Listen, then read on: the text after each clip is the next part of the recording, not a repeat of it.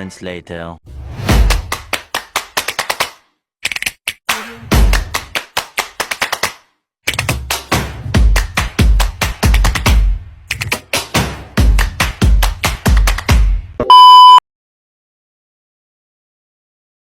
Kak Nanda, saya boleh tanya, kenapa ya di perusahaan ini banyak keluarga Kak Nanda yang kerja di sini?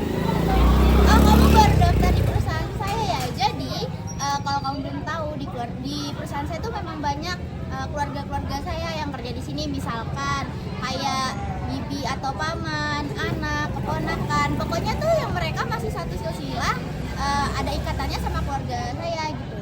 Wah, banyak ya. Tapi emang boleh ya kayak gitu? Soalnya ada aturan di perusahaan yang nggak boleh kayak gitu.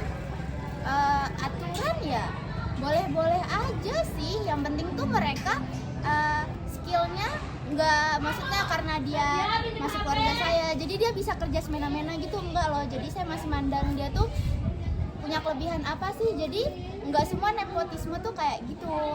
Mungkin sih, tapi yang saya dengar ada orang yang kurang kompeten tapi diterima di perusahaan tersebut karena dia punya koneksi sama atasannya. Itu kan nggak adil buat orang yang lebih kompeten, lebih punya skill, tapi karena dia nggak punya koneksi jadi dia nggak terima di perusahaan tersebut. Ya kalau memang seperti itu memang nggak adil sih ya. Tapi kan nggak semua kasus nepotisme itu tuh seperti itu. Kadang memang keluarga kita tuh maksudnya lebih percaya gitu loh. Kayak antara saya sama keluarga saya, jadi udah tahu kalau sifat asli dia tuh gimana. Jadi kita nggak ragu-ragu lagi kalau sama orang baru tuh kan mungkin kita kayak punya trust issue gitu loh. Iya, tapi saya rasa kalau perusahaan tuh harus lebih transparan. Perusahaan itu harus adil dalam proses penerimaan karyawan. Jadi nggak boleh ada diskriminasi entah karena ada yang koneksi, karena latar belakang atau karena alasan lain. Mungkin kedepannya perusahaan ini bakalan, ya bener juga sih kata Kalaras tadi, kalau yang saya lakukan itu kayaknya nggak baik karena merugikan orang-orang yang mungkin dia punya skill yang sama tapi dia waktu dia di interview karena kalah sama orang yang punya, maksudnya ikatan orang orang dalam atau seperti itulah, jadi dia kalah. Mungkin kedepannya perusahaan ini bakalan lebih baik lagi dan mempertimbangkan hal itu. Betul Pak, saya rasa kalau semua orang punya kesempatan yang sama, perusahaan bisa berkembang lebih maju lagi. Ya semoga kedepannya perusahaan ini bisa lebih baik lagi ya. Nepotisme yaitu praktik memberikan keuntungan kepada kerabat atau teman, khususnya dalam hal pekerjaan, merupakan masalah yang rumit dan meluas di berbagai organisasi. Praktik ini dapat menyebabkan ketidakadilan, merugikan moral karyawan, dan menghambat pertumbuhan budaya meritokrasi. Solusi mengatasi nepotisme. Yang pertama, ada menetapkan kebijaksanaan urutan yang jelas dan tidak berpihak. Yang kedua, mempromosikan kesempatan yang adil dan setara.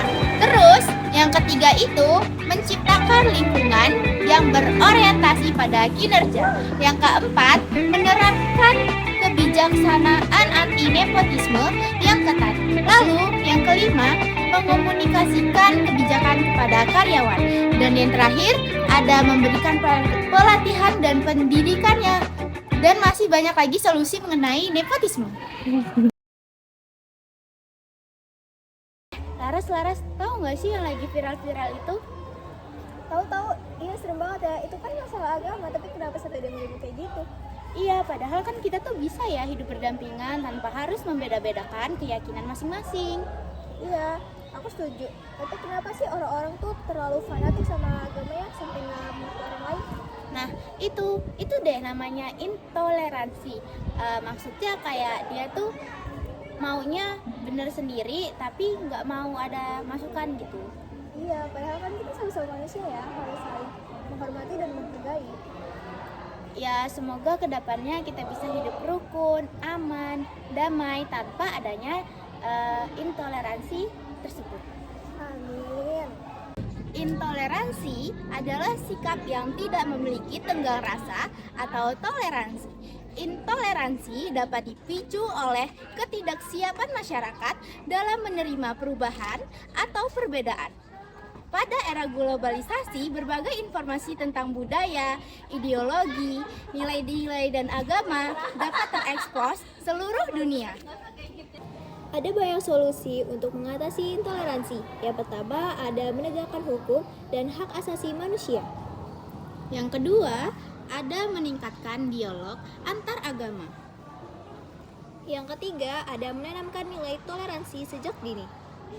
Dan yang terakhir, ada mendorong moderasi beragama. Maksudnya, moderasi beragama dapat membantu menciptakan harmoni dan saling mengerti antar umat beragama. Dan masih banyak solusi lainnya. Terima kasih.